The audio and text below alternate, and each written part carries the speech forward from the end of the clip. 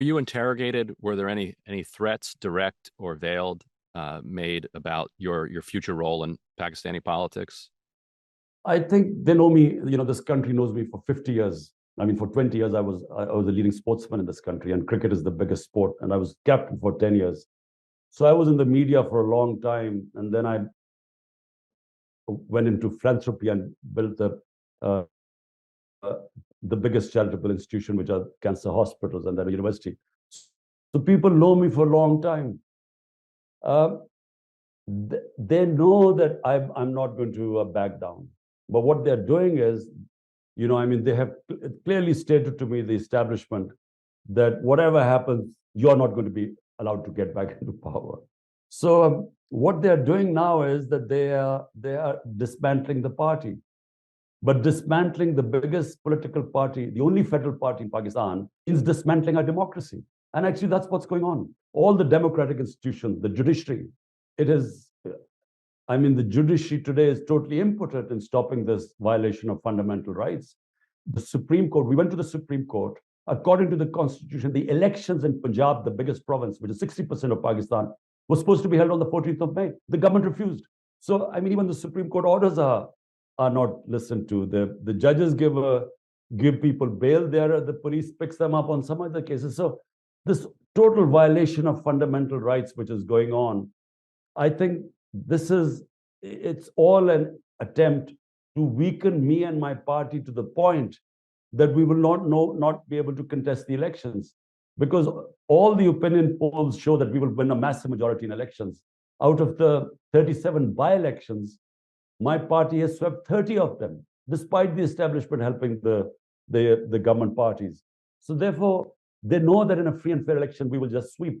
Hence, all these efforts are being made to completely dismantle my party and weaken it to the point that it will not be able to contest elections. This is a dark moment for your country, for your party, as you said, for you yourself personally. But I'm curious, what are you looking forward to in a best case scenario? What's the path out of this crisis? It's like a crossroads. One road is leading back to the bad old days of military dictatorship, because that means, we will regress. The whole movement for democracy, which gradually evolved over a period of time, our media really, I mean, struggled valiantly for their freedom. And we had one of the freest medias. And then our judiciary. In 2000, our judiciary was always subservient to the executive. But in 2007, started a movement called the Lawyers Movement. And for the first time, the judiciary asserted its independence. So the whole pillars of democracy now are being rolled back. The whole evolution, the steady move towards a democratic country, is now all at stake. So either we allow this to go where it is going, towards a military dictatorship. The other is, we all try, and all the democratic forces get together and strive for getting back to rule of law, democracy, and free and fair elections. As you confront this potential long-term military dictatorship, how does it make you think back on your own support of the military in the the coup of Pervez Musharraf, or having the military's indirect support in your own election? Do you feel like there was a way to accomplish that without the military, or is Pakistan in a situation that reform is only possible through that institution? Well, just to make a correction, mine is the only party that was never manufactured by the military. Uh, People's Party, Zulfikar Ali Bhutto, he served a dictator for 8 years before he formed his party. The second party is PMLN. The head of PMLN was actually nurtured by General Zia's dictatorship. I mean, he was a non-entity, so he was actually a product of his military dictatorship. Mine is the only party. For 22 years, from scratch, I started and actually broke through a two-party system. In the 2018 election, the army didn't oppose me, but they didn't help us in winning the elections. The elections weren't rigged, because it should be now obvious. Now, despite the army, the establishment standing behind these government, we've swept 30 out of 37 by-elections. And all opinion polls show that we are way ahead of everyone, almost 60 to 70% rating. And the other thing I want to say is, how is it different? When Ayub Khan, the first military dictator, took over, the majority of the population backed him because at that time we were very insecure and the army was the bastion of security. When Ziaul Haq deposed Zulfikar Ali Bhutto, the second military dictator, half the population supported him. Half the vote was for Bhutto, but half the vote went against him. When General Musharraf wound up our democracy in 99, he had 80% rating in Pakistan because he came on an anti-corruption platform. But this is a unique time in Pakistan. The entire country is standing now for democracy. There are no takers for military dictatorship anymore. So it's a unique situation because our thought process has evolved to the point now where there's a consensus in Pakistan that a bad democracy is better than military dictatorship. It feels like the military may see this crisis and this conflict as existential for them, that given what you've said, that the country, the population has now turned against them, if they lose power, they may be pushed off the stage entirely. And so cornered, that may explain some of the reaction that you're seeing. So how do you navigate that situation where they currently have you literally and politically surrounded, but if you escape, they face an existential crisis? When I was in 3.5 years in power, I mean, I recognize that you can't wish away the military. You have to work with them because they've been entrenched for 70 years. Directly or indirectly, they've ruled this country. So I worked with the army chief. And apart from the fact that he did not understand what rule of law meant or didn't want to understand, apart from that, we sort of, we had a working relationship. When and why he decided to pull the rug under my feet, I still don't know. I mean, at what point he decided that this is, I was dangerous to the country. Why he decided to change horses? Because he backed the current prime minister, who was facing massive corruption cases.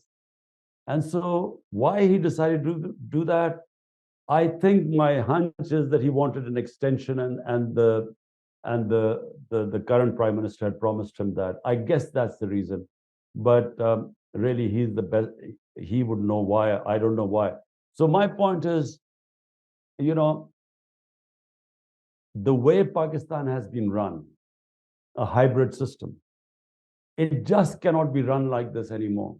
We are now facing the worst economic crisis in our history. And my point is that, when I've said, I've offered talks to the military, I've said, look, to the army chief, but so far there's no response.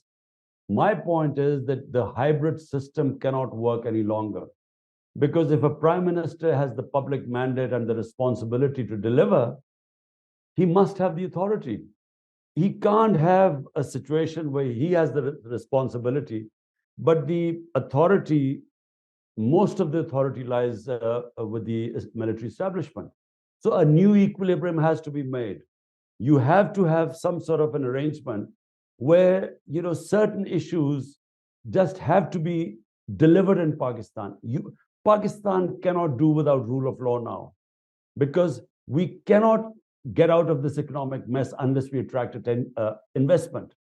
But investment from abroad does not come to a country where people do not have confidence in their justice system and the legal system and their contract enforcement. And therefore, Pakistani go and invest in Dubai and in other countries, but they don't invest in this country. We have 10 million Pakistanis. If we could only get 5% of them investing in this country, we wouldn't have any problems. But they do not have faith in our justice system. We are out of the 140 countries in the rule of law index, Pakistan is 129th.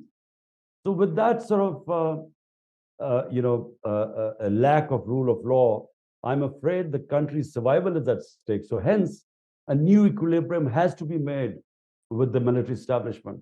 Final question. I know you said that you believe that the driver of your ouster was clearly internal and not driven from outside. But I'm also curious, given that the U.S. expressed its private approval for you to be pushed out of office through a no confidence vote, I'm wondering what it was that you think drove the United States to that position. Do you think it had something to do with your willingness to work with the Taliban after the Taliban took over? Do you think it had something to do with the war in Ukraine, or what is your read of the geopolitics that would have led the United States to go from supportive to willing to see you thrown out? Well, for a start, the Trump administration acknowledged that I was the one who consistently kept saying there was not going to be a military solution in Afghanistan. It's because I know Afghanistan, I know the history, and the province, the Pashtun province. Remember, Afghanistan has 50% Pashtuns, but the Pashtun population is twice as much in Pakistan. And my province, where I first got into power, is the Pashtun province bordering Afghanistan. So I kept saying there would not be any military solution. Trump administration acknowledged it. And they finally, when he decided to the withdrawal, he understood there was not going to be a military solution. But I think this was taken wrong by the Biden administration. They somehow thought I was critical of the Americans and I was sort of pro-Taliban. It's total nonsense. It's just simply that anyone who knows the history of Afghanistan just knows that they have a problem with outsiders. So the same happened with the British in the 19th century, the Soviets in the 20th century. Exactly the same was happening with the US. But it's just that no one knew that. And so I think that was one reason. Secondly, I was anti the war on terror in Pakistan. Because remember, Pakistan, first of all, in the 80s, created the Mujahideen. Mujahideen who were conducting a guerrilla warfare against the Soviets.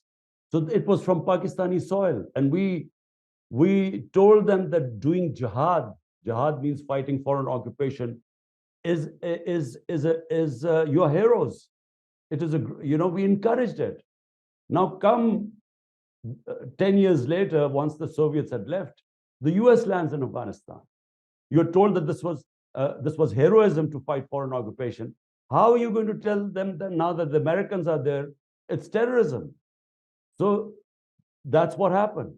The moment we joined the US war on terror, they turned against us. 80,000 Pakistanis died in it. I mean, Pakistan, no ally of US has taken such heavy casualties as Pakistan did. And in the end, we couldn't help the US either because we were trying to save ourselves. There were 40 different militant groups at one point working against the government. Islamabad was like under siege. There were suicide attacks everywhere. We had no investment coming in the country. Well, our economy tanked. So I think my opposition to the war on terror also was perceived as being anti-American, which is not. It's just being nationalistic about your own country. And with Taliban, I mean, when the Taliban took over, frankly, whichever government is in Afghanistan, Pakistan has to have good relationship with them. We have a 2,500 kilometer border with them. We have 3 million Afghan refugees here. And when the Ghani government, before that, I went to Afghanistan, Kabul, to meet him. I invited him to Pakistan. We tried our best to have good relationship with them. So whoever is in power in Afghanistan, Pakistan has to have good relationship because at one point, during the previous government, there were 3 different terrorist groups using Afghan territory to attack Pakistan. The ISIL, Pakistani Taliban, and the Baloch Liberation Organization. 3 different groups were attacking us. So therefore, you need a government in Afghanistan which would be helpful. So it was not pro-Taliban. It's basically pro-Pakistan, as anyone who cares about his country would make those decisions.